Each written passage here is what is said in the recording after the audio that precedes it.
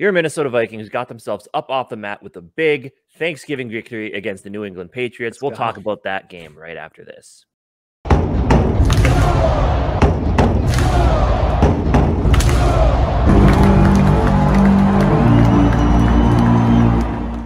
After the worst loss in Minnesota Vikings team history, a lot of fans were down in the dumps. Short week, New England Patriots, one of the better defenses in the NFL. Who knew what was going to happen? You know, sack leader Matthew Judon coming in. That offense has some weapons on it. Didn't really know what was going to happen, but you know, just like we talked about last week, we put a lot of it on Kevin O'Connell to right the ship and turn it around, and he did just that. Yes, I felt overall that was the best offensively called and executed game I've seen from this team yet. They never had that lull where they just weren't doing anything on offense this game, and I really like to see that. They got creative with plays. They didn't get too cute. When you needed to just run the ball up the gut, you ran the ball up the gut. Right. Obviously, we will kind of get into more of the players later, but Kirk and JJ were the stars of this. I think they both played really well. Hawkinson and Thielen also stepped up. Yep. Still didn't abandon the running game. I mean, Delvin Cook, 22 carries, 42 yards, but that helped with a lot of some of the other plays that we did. Yeah, man, just starting with all the good stuff, I felt like the offense played really well. I think Kevin O'Connell had his team ready to play. Defensively, though, Ed Donatel still needs to be fired. We'll get into more on the defensive stuff later, but that defensive performance was just atrocious. Yeah. This defense is, I mean, you made Mac Jones look like Tom Brady out there, and that's just not good enough. Special teams finally saw him catch up, pick it up. The coverage was iffy at spots, but you know, obviously the kick return we'll talk about in a bit here with Kenny. Like, great on him to get that one. Finally, I was able to break one out. But yeah, then Greg Joseph. I don't know if it might be time to bring in some competition, but that's just kind of the early rough thoughts on the game. What were your thoughts on it? Yeah, I mean, you hit it right on the nail for majority of that. I'll say right off the bat, yeah, this was definitely offense. Offense won that game. The defense was just allowing Mac Jones and that pedestrian offense throw all over us, run all over us, just the whole thing, which obviously was annoying. I would say one interesting thing about the offense is, again, of course, we came out and scored on the very first drive. One thing that's interesting is it's just like our play calls in that first drive were just so like they were perfect. And you know, we had a little Justin Jefferson or what would it be, like the screen, and then he throws it or whatever. And it does seem like we come up with all these cool kind of plays, or I guess you could even say cute plays, you know, depending on how they turn out, but they usually turn out pretty good on the first drive. But then we kind of go away from a lot of that stuff, which I always wonder why we do that. It's like we come out and try all this new stuff. Maybe it's because we're trying to get them off guard and we're like, all right, let's get to our regular game plan.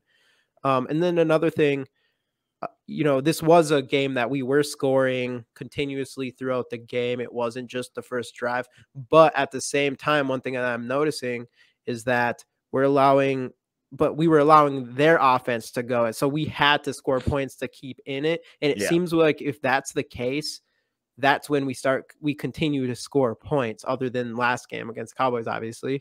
So it's almost like, but if we're up by a score, then we come out and we go 3 and out for whatever reason, which I don't understand. That's like, we have to have that fire under our ass. And when we do, we're on top of our game and we go down and we make it happen. So it's like, we just need to figure out how to do that when we're already in the lead, and not just not only have our offense play like that when we need to score points.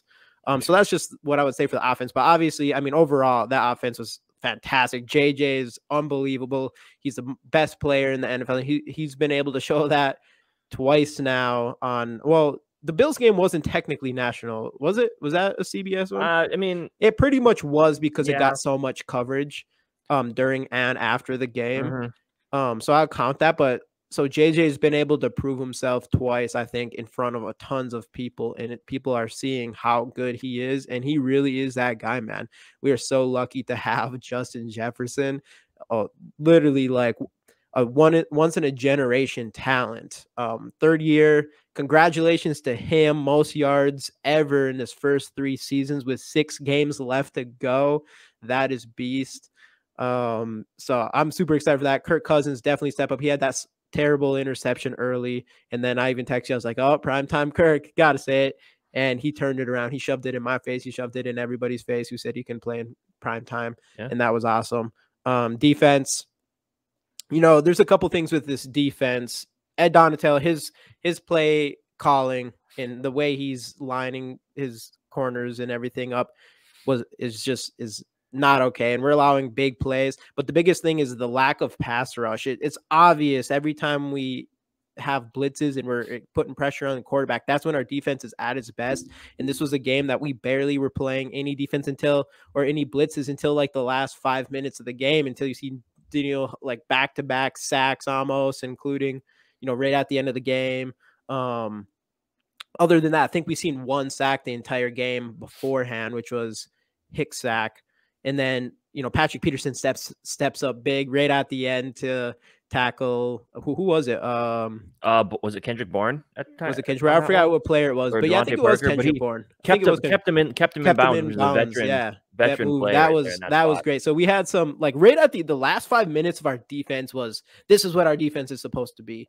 I do want to say, back on offense, our offensive line held really well against their defensive line, especially with Darius Sagan. And that was a huge, so talking about bounce back, our offensive line and KOC was bounced back in this game, and that was huge. On defensive side, we did, there is a lot of stuff I want to see better with Donatel, but the reality is we did have Shelly out there who, we just brought up from the practice squad a couple of weeks ago, and he was our second quarterback. So it's, and they're picking on him, and he made some plays. Actually, he didn't even do too terrible, but he did allow some, but that's expected. So that is going to be hard. That's why it was very important in this game for us to rush Mac Jones, but we made Mac Jones look like Tom Brady, like you tweeted it out. And, luckily for us, we came on right at the end at the right time and sealed that victory. So for sure. But kind of going through some offense here. You already talked about Kirk. I mean, huge game, big game, step up, prime time. Yeah, he had the bad interception, but man, 30 of 37, 299, the 3 touchdowns, 1 interception. Obviously, we talked about only took 1 sack, and that's huge. And that didn't happen until late in the second half, in the fourth quarter. Yeah. That was, of course, the worst time. Right. But still, just to be able to limit that defense with Matthew Judon to nothing, as we kind of talked about, maybe. And Kevin O'Connell, he made that adjustment. You saw him keeping Johnny Munton there to block, bringing CJ Ham in to block, at least throw him off their game a little bit, and it worked. I already went through the running backs. Not a big rushing game overall. 27 carries, 57 yards. JJ 9 catches, 139, and the touchdown, of course. And then, of course, the Adam Thielen touchdown, which 3 things. One, I believe Tony Dungy mentioned it, the Justin Jefferson effect, where he goes across the field. Kirk did a great job of looking at him to try to get that other guy in the middle to move. And as soon as he did that, there was a beautiful pass. Thielen does what he does and just catches the football when it comes near him. I want to emphasize what you said there, or about the beautiful pass, because it was back-to-back, right? That was back-to-back Jefferson and then Thielen, or was there a play in between there? I think that wasn't that the one where he hit Jefferson to the left in between those 2 guys, and then he took a sack. I think that was back-to-back passes. But that Justin Jefferson catch he's insane. We already talked about it, but Kirk Cousins' throw on that was absolutely perfect. You could not throw it any better. But I was even more impressed by the Thielen throw, just because watching the game, when Kirk Cousins threw that ball, obviously the camera's on Kirk Cousins, so you don't know what's going on in the end zone. And I could just see Kirk Cousins throw a lob almost. Like, it was like a strike, but it was like kind of, you could see that he threw it up. Touch pass, and then like a touch pass. And it was just perfectly over the defender, right into Adam Thielen's hands. And I thought that was just such an amazing throw by Kirk Cousins there. And he had back-to-back there, and he was catching fire for sure. For sure, yeah. But Thielen finally stepping up, 9 catches, 61 yards, 1 touchdown. Hawkinson got into the end zone, 5 catches, 43 yards, and that touchdown. I went back and watched the highlights this morning. A little bit of a slow developing play. And because Kirk, you could tell he took a couple extra steps back to try to buy some time. But if you watch, Hawkinson he didn't get out of the break right away, which is kind of what slowed that play down a little bit. Jalen Reagor sighting had the one that one wide open. That was huge. Field. Johnny Munt, 2 catches, 20 yards. So the offense, man, I give Kevin O'Connell all the credit in the world to get this team back from that terrible loss. Short week. Your offensive line came in. Your schemes were great. Your play calling was great. Your players played hard. it was just it's fantastic offensively and a fantastic job by the head coach there, and that's what you get. That's what you love to see. What a bounce back. That's what we needed. You had 4 days to come and bounce back from such an ugly game. And we called it. We said KOC. We think KOC is that guy. We think our team's that team. And they proved it. They went out and proved it. It wasn't perfect, obviously. Our defense needs to prove it a little better. I think and just play more aggressive. But yeah, man, it's been that was definitely awesome to see KOC. But know what else would be awesome to see? Everybody hitting the subscribe button and the bell to get notifications from our videos. Last week, we didn't do it this week just because it was such a short week. But the week before, we ran a Justin Jefferson rookie card through Instagram, which we will do today, or not today, but coming on next week. I'll probably post this card on Monday. Here it is right here. Illusions rookie card, Justin Jefferson. It will be posted to Instagram, and I'll have all the instructions on how to enter it or whatever. And then our live video the following Sunday, we will pick the winner. But yeah, it all first starts with you subscribing here on YouTube and then going to our Instagram and following us on there to check that out. And our Instagram is below, so you'll be able to see that there to find us on Instagram and all that good stuff. But yeah, so let's continue into this bounce back victory that was much needed for the Vikings. Right, for sure. So, we've been on, looking at the recording time here, about 11 minutes and 30 seconds, and we, kept it positive and all that, but I got to get negative here and talk about Ed Donatel. And again, nothing I'm saying here is against Ed Donatel. I'm sure he's a very nice person, a very nice man, but as a defensive coordinator, this guy is absolute dog water. Like, he needs to go. I just get so frustrated watching a guy like Mac Jones with Jacoby Myers basically a non-factor because of the injury he suffered early on. But like, just letting him march down the field and letting that guy look like Tom Brady marching down the field and putting up 26 points against you a week after they had nothing going. I get we had nothing going either, but we've shown things on offense before. And the Patriots aren't, they have shown things at times, but just letting them, and then the one time when the field gets constricted in the red zone there, and that's when Duke Shelley had that pass breakup, he jammed him off the line. And look what that does. Like, you got to trust your guys. You got to let them play a little tighter. Because Bill Belichick did that. He had Mac Jones just kind of, keep checking the ball down and, getting those short yardage, and it ended up kind of nickel and diming. Let's took a couple shots. There's no way Mac Jones should be 28 of 39, 382 yards. And 2 touchdowns. Yeah, that's not a Mac Jones stat right there. It's inexcusable. It is absolutely inexcusable. And this defense is just, and again, I feel like this defense, and we saw it a little bit yesterday, was just saved by playmakers making plays. It's, and I know, Kevin O'Connell after the game in his press conference gave him some props for calling timely pressures and timely blitzes and stuff. So you know that we're not going to move on from him, but not. At 9-2, you have the makings of a good season here. Obviously, you can't let him ruin it. You can't let this defense ruin it. And sure, some players aren't. Obviously the cornerback issues. Sure, Kendricks isn't looking like Kendricks. Okay, Danielle Hunter started off kind of slow. Fine, you're injured up the middle, but no, this defense ain't it, man. And and it can be fixed. You don't need to switch up the scheme, but just be a little more aggressive. Yeah, and see it and you don't always need to be aggressive. I get that. If you're up by like 3 touchdowns or whatever in the fourth quarter, then sure, you can play that soft shell just so they're not going to beat you deep just to get a quick score. Right. But every time that we let these people drive down the field, we never guard the sidelines. The sidelines are wide open when they need them to be, and it's just, I don't know. Yeah, they threw all over us. And it's just the pressure, man. Like I said, at like the last 5 minutes of the game, our defense, you saw the aggressiveness, you saw that, and it's like, I just don't understand why you're not playing like that for the entire game. And the weird thing, we're playing that shell defense, and especially the last 2 weeks, we are still allowing some huge plays. Some big plays. What? Because someone scored. Who's Hunter Henry? He had that huge touchdown on us, that long touchdown. Yep. So it's like they're still getting that. I think the problem with that is like, if you're creating the shell defense and you're not pressuring the quarterback, you're just literally giving him all day for someone to get open, and you're not covering short, so he could throw it short. But which he did. You know, I understand trying to stop the big plays, but the reality is people are still getting big plays on us. So I do think, and especially against this offense, that just was not that spectacular coming into this game. I thought you should have just play press and still get to that quarterback. We needed to put some pressure on Mac Jones, and we took to the end of the game to do it. And it, you know, it was a big. We had some big ceiling sacks there by Danielle Hunter, and was that? I don't. Based on these stats here, it says that Hunter had a sack and Hicks had a sack. I don't think they're giving.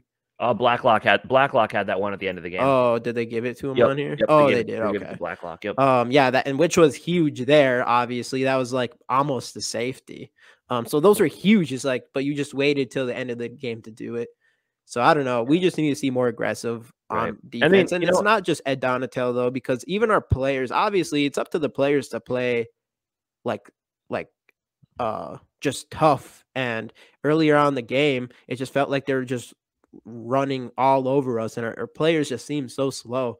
And I don't know. So it's like, obviously it all starts with Ed Donatel on defense, but our players need to be more aggressive too, I think. And then obviously our cornerback situation is rough, and there's not much you can do with that at this point. But hopefully, luckily for us, we got 10 days off going into our next game against, who is it? The Jets? The Jets, yep. The Jets. Casey will be there. I will be there. And he's never seen a loss. I have not. When he's been at a Viking game. So that's basically an automatic win. Automatic. And it very likely a division ceiling W. Division ceiling win. Yeah. Playoffs, clinch playoffs, all stuff, just like I did in my fantasy league. Clinch first round bye, bring that up. I did get my first loss, though, last week. Oh, wow. But yeah, I mean, I was going to say the positive thing, though, is we should have Darrisaw back, and we should have Evans back. That 10-day stretch, we should have Andrew Booth back, I think.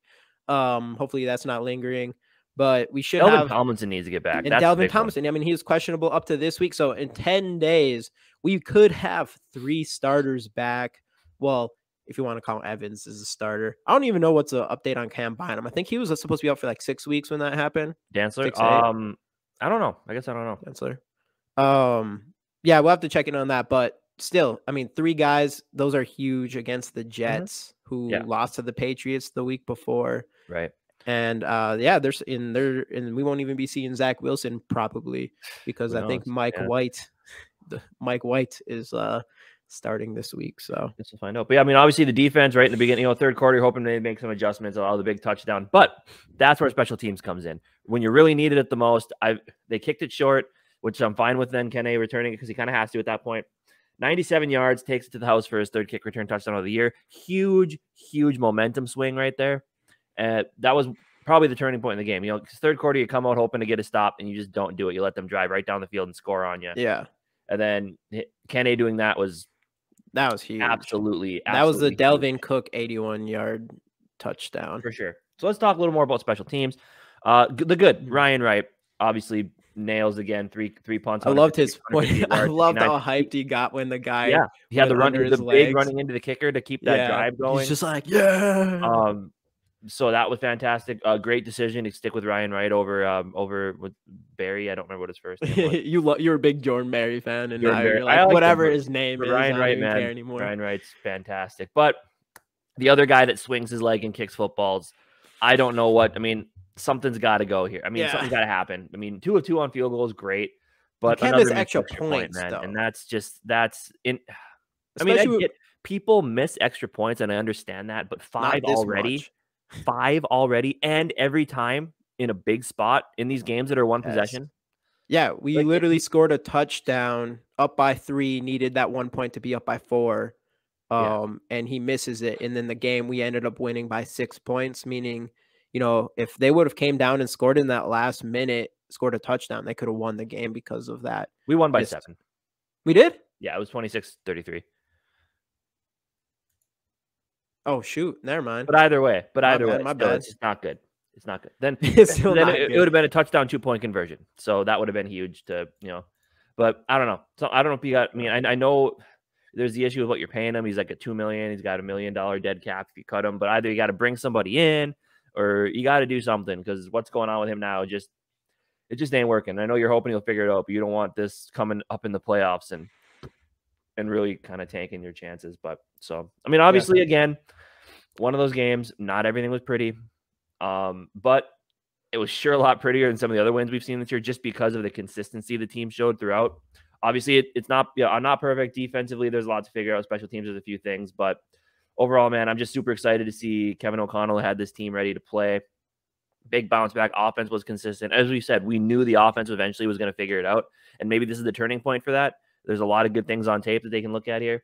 But yeah, 9-2 feels pretty damn good. Dude, the division should be wrapped up pretty quick here. We still have an outside shot at the 1 seed. So yeah, I do want to say, who do we cheer for on Sunday night now? Are we Team Packers or Team Eagles? I guess I don't really know. Are they playing each other this week? Sunday wow, night. I didn't even know that. Oh, because man. I mean, obviously, the Packers aren't catching us for the division. Yeah, but it's a hard one. Our schedule is pretty. It's a hard one. I hate the Packers. It's hilarious that they just suck this year. So it's just so funny to keep watching them suck. But I don't know. I'm gonna go into that and see how I feel. I guess. Yeah. You know what? So we're 9-2. So the Eagles are 1 game ahead. Obviously, have the tiebreaker. It would be nice to see the Eagles lose and us still get that bye. I do want to say though, anybody I know this week in Vegas odds and Vegas betting and bets against the spread had the Patriots at +3 against the Vikings. It was one of the most popular bets this week. Just like Casey said, we won by 7. So it sucks for everybody that went against the Vikings on the spread. Sucks for you guys. I know anyone that's watching this probably didn't do that because you're probably Vikings fans, but go tell everyone else, because I know some of the people that did that. Go tell everybody else that, haha, you suck. But yeah. Anyway, big win. Happy to see this team in 9-2. Now we can enjoy the rest of the weekend, not have to worry about it, and we get a nice 10-day break. Team will get healed up and see where we can go from there. But hey, thanks guys for joining. We want to know your thoughts in the comment section on this game, so let us know those, and we'll see you guys next time on the GG Sports Podcast. Skol Vikes.